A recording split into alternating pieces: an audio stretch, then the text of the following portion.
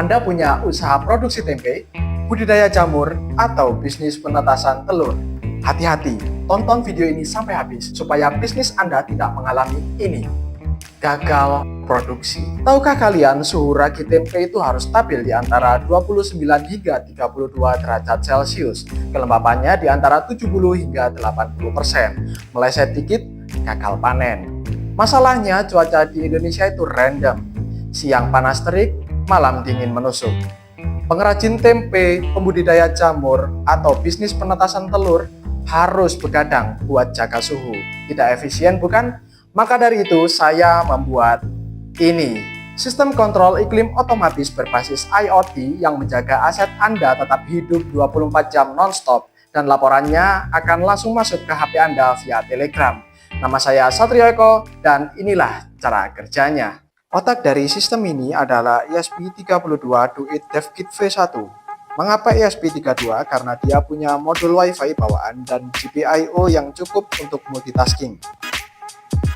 Untuk mata dan telinganya saya menggunakan DHT22. Sistem ini mengendalikan 3 aktuator utama melalui modul relay 4 channel active flow. Kipas DC pin GPIO 23 untuk mendinginkan saat overheat atau membuang udara kering. Lampu pijar atau heater GPIO 19 untuk memanaskan saat suhu drop di malam hari. Mist maker GPIO 18 untuk menyemprotkan uap air saat kelembapan rendah. Untuk wiringnya saya mendesain kabel manajemen satu sisi pin 23, 22, 21, 19, 18, dan 5 agar rapi dan minim intervensi.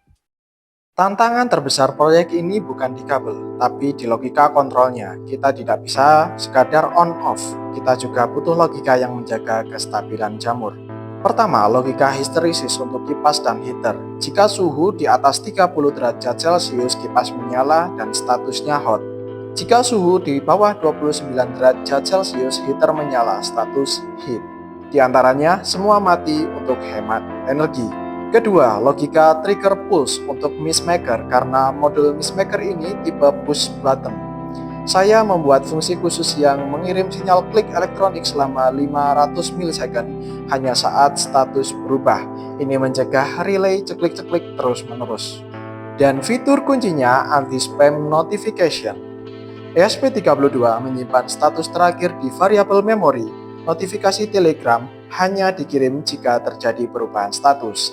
Jadi, HP Anda tidak akan hang kena spam ribuan chat. Oke, lanjut kita akan demonstrasikan bagaimana sistem ini akan bekerja. Mula-mula sistem ini adalah mati seperti ini ya. Kemudian kita akan menyalakan alatnya.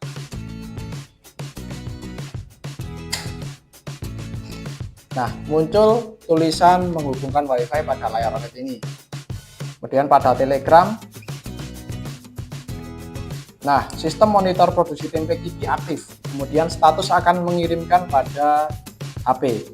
Kondisi saat ini di ruangan ini ada lembab, maka dari itu kipas akan menyala untuk mengeluarkan udara lembab, seperti itu. Kemudian lanjut kita akan memberikan suhu panas dengan air fryer ini, supaya kita simulasikan pada saat siang terik tadi.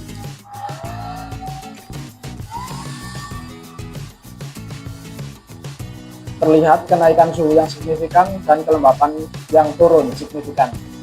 Pada Telegram muncul status kondisi stabil. Kita matikan dulu.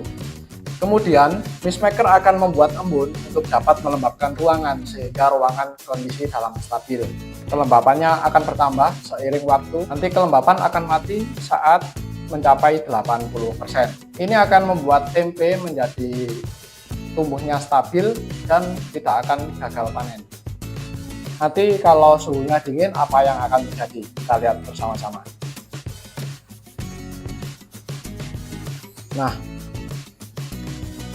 ketika suhu terlalu dingin maka heater akan menyala dan pada notifikasi Telegram maka akan memunculkan status kondisi dingin. Maka heater akan menyala atau lampu pijar yang akan dipasang pada ruang fermentasi nantinya. Dan kipas tetap menyala karena kelembapan masih cukup tinggi. Kelembapan harus di kisaran 70 hingga 80%. Kipas akan mati ketika kelembapan sudah pas. Alat ini bukan hanya soal merangkai kabel, ini soal bagaimana teknologi IoT bisa masuk ke industri tradisional seperti pembuatan tempe, pembudidayaan jamur atau bisnis penetasan telur. Dengan modal komponen yang terjangkau, kita bisa meningkatkan kualitas pangan dan taraf hidup UMKM Indonesia. Suhu terjaga, kelembapan pas, notifikasi real time, tempe senang, pengrajin tenang. Bapak Arthur C. Clarke pernah berkata bahwa teknologi yang cukup canggih tidak dapat dibedakan dari sihir. Tapi bagi kita engineer, ini bukan sihir, ini logika. Terima kasih.